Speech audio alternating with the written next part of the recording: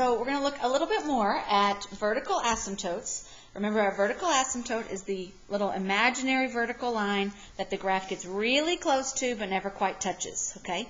When we draw our graphs on paper, I like to put a little dotted line in there for a vertical asymptote.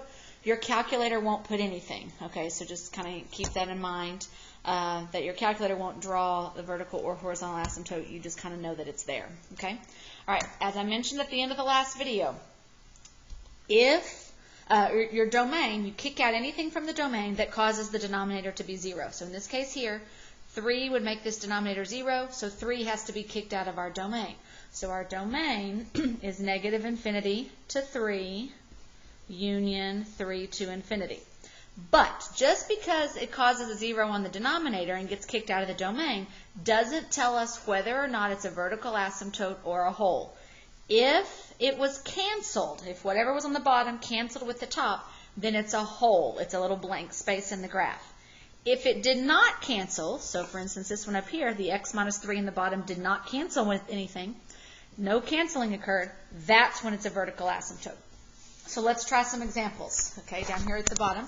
Number 6, now we've seen this one before. We did the domain of it in video number 1. We know that the numbers that get kicked out of the domain are negative 3 and positive 4.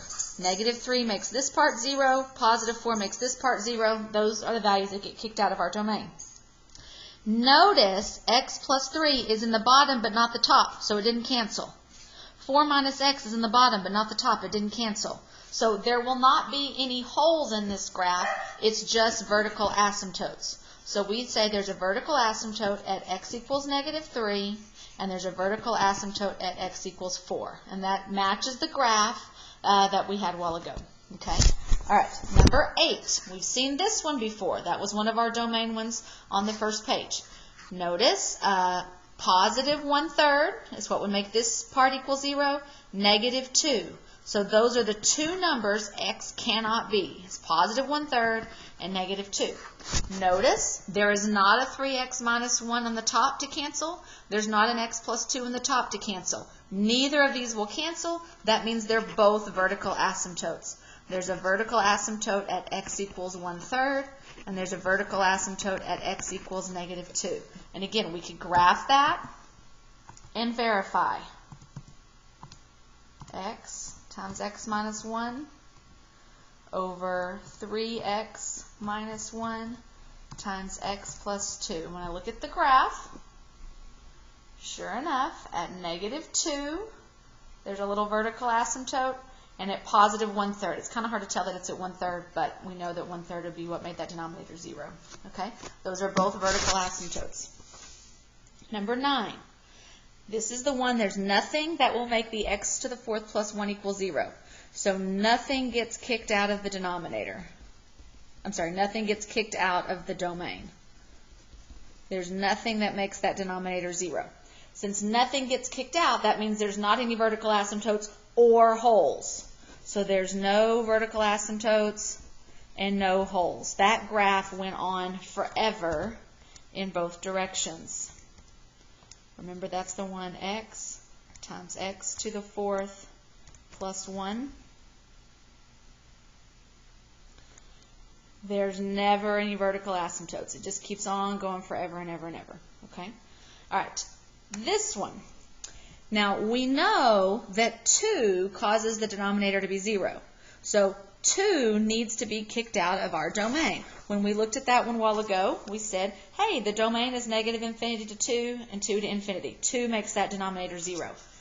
But we need to figure out if 2 causes a vertical asymptote or a hole. Okay, and how we're going to do that is we're going to factor and see if anything cancels. This numerator, x squared minus 4, it's a difference of squares. It factors to x plus 2, x minus 2. And the bottom had an x minus 2. Okay, so x minus 2 cancels.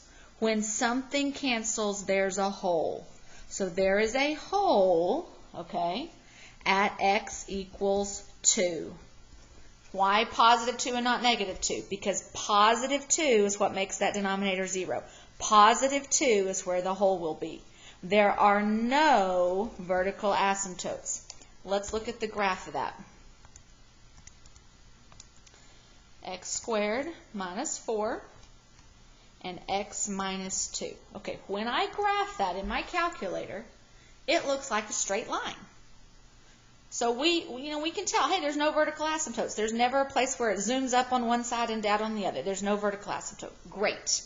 That's why there's no vertical asymptote. But when we look at this graph, we don't see a problem at 2. Remember we said there's a hole at 2. Okay? If I put in 2 for x, I'm going to get a 0 in the denominator. If I put in a 2 for x, 2 squared is 4, minus 4 is 0, 2 minus 2 is 0. I have 0 divided by 0, and nothing will come out. Okay, it's undefined. When I look at my table of values, notice how for every x value I plug in, if x is negative 5, y is negative 3. If x is negative 4, y is negative 2, and so on. But when you get down here to 2, if you put 2 in for x, it says error. And the reason it says error is that if you plug in 2 for x, you get a 0 in the denominator, and the whole thing's undefined. So even though we don't see it, if you go to 2 for x right here, there's nothing there. And you're going, yeah, there is. There's a graph there. But if I really zoomed in, if I changed my, actually I don't want to do that. I want to go to zoom in. If I zoom this graph in a little bit,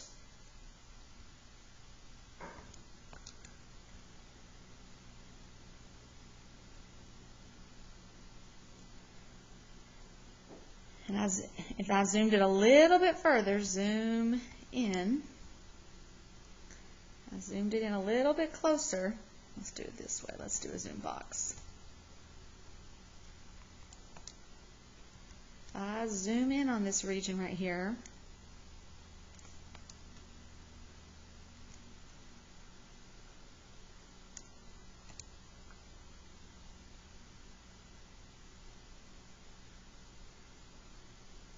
and I zoomed in closer and closer,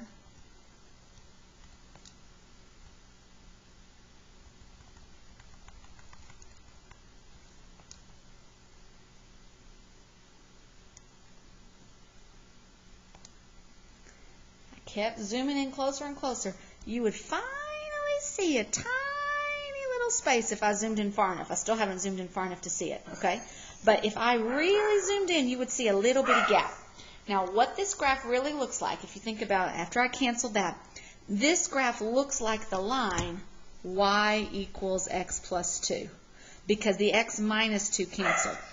At y equals x plus 2 has a y-intercept of 2 and a slope of 1, so it goes up 1 over 1, up 1 over 1. That's what this graph would look like, except that it has a hole where x is 2. So there's a little bitty gap right there, a little bitty hollow dot. It's hard to see it on the regular graph. You have to zoom way in to see it. But there is a hole at that little spot, okay? Number 11. The top is x minus 2. The bottom factors to that x plus 2, x minus 2. So again, x minus 2 canceled. Okay, so there is a hole at x equals 2. If I put 2 in for x, I get a 0. But that canceled. There is a vertical asymptote at x equals negative 2, because the part that didn't cancel causes vertical asymptotes. And if I put negative 2 in for this x, there would be a vertical asymptote at negative 2. If I graph that one, you can verify that.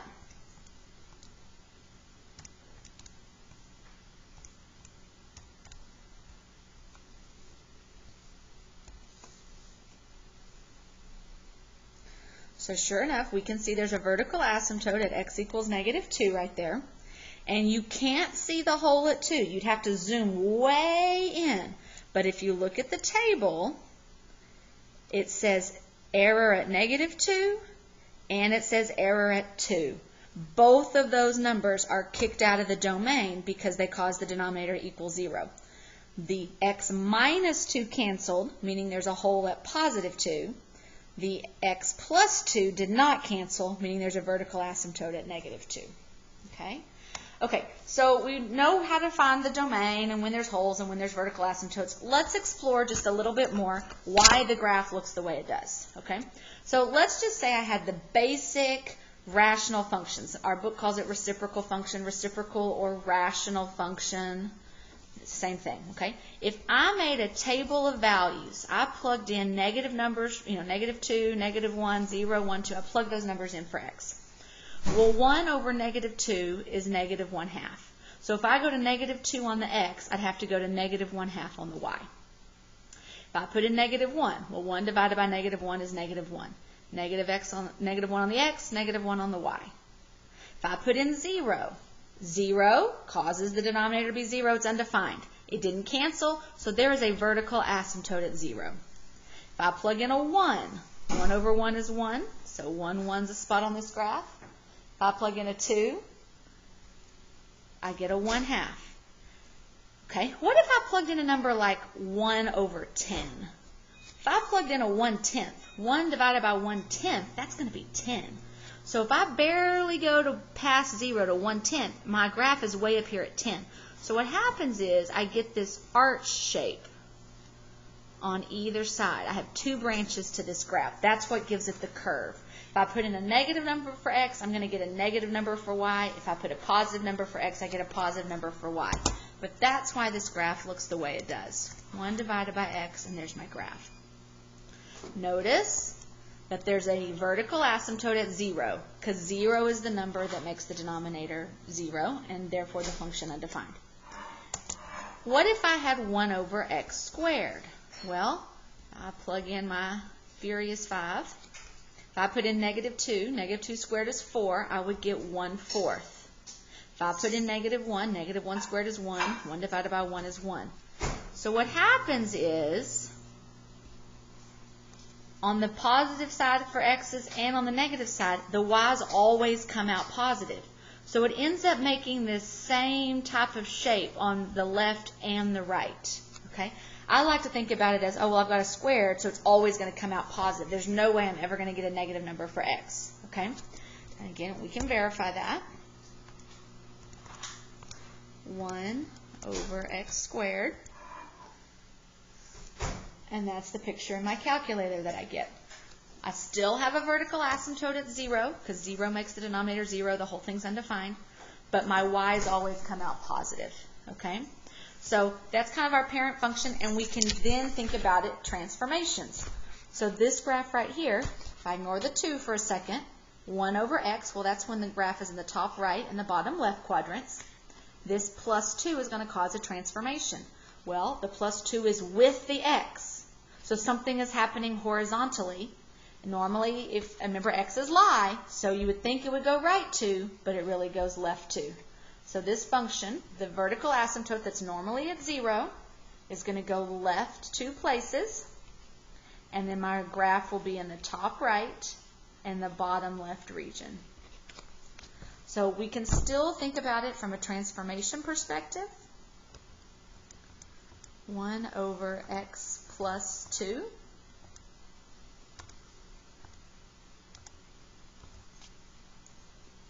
And that's exactly what happened. That vertical asymptote went left 2 units. Okay? Notice this one. I've got a squared. Normally when it's x squared, we have the top right and top left. This -1 is with the x. X is lie. We would think it would go left 1, but it's really going to go right 1. So that vertical asymptote goes to the right 1.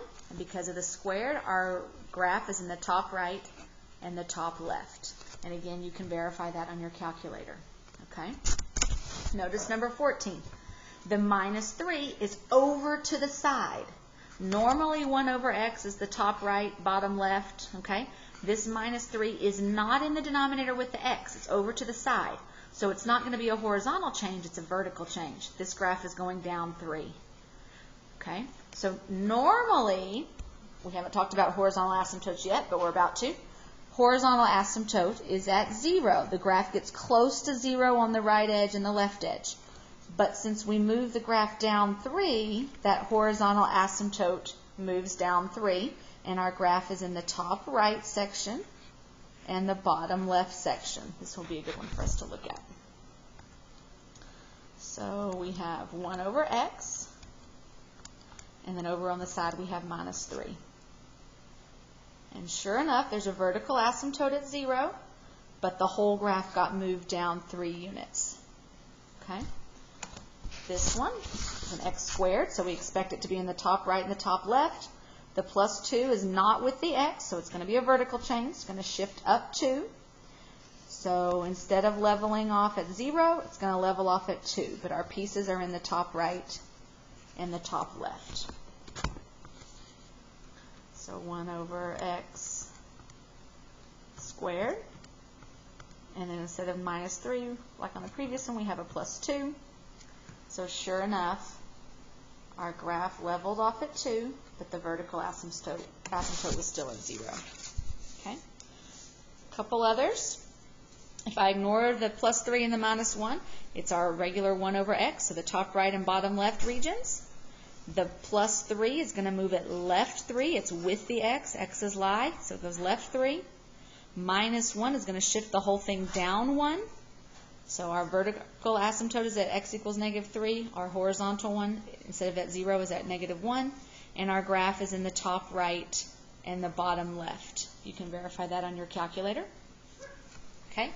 Number 17, the change is a negative, so it's going to cause a reflection. That negative is not in there with the x, so it's not causing a horizontal reflection. It's going to be a vertical. So normally our graph is in the top right and bottom left, but we're flipping it vertically. So the part in the top right corner is going to flip to the bottom right, and the part that's in the bottom left will flip to the top left, or the part that's in the bottom left flips to the top left. And when I graph it, negative 1 over x. And sure enough, that's the exact picture that we get. This one, the minus 1 is with the x, so it's sideways. X is lie. Instead of going left 1, it goes right 1. And our horizontal asymptote, normally at 0, but because of the plus 2, it's going to move up 2. And our graph is still in the top right region and the bottom left region. So I've got the 1 on the top, the x minus 1 on the bottom, and then a plus 2 over to the side. And sure enough, there's a vertical asymptote at x equals 1, and there's a horizontal asymptote at y equals 2, just like we predicted. This one gets a little messy, so don't worry about that one too much. But hopefully that kind of helps you know what the graphs look like, and from a transformation perspective, we understand that a little bit more. Notice again that if you think about vertical asymptotes, positive 1 would have made this denominator 0. That's why there's a vertical asymptote at positive 1. Negative 3 would have made this denominator 0. That's why x equals negative 3 is where there's a vertical asymptote. There wasn't any canceling, so those vertical asymptotes stayed right there.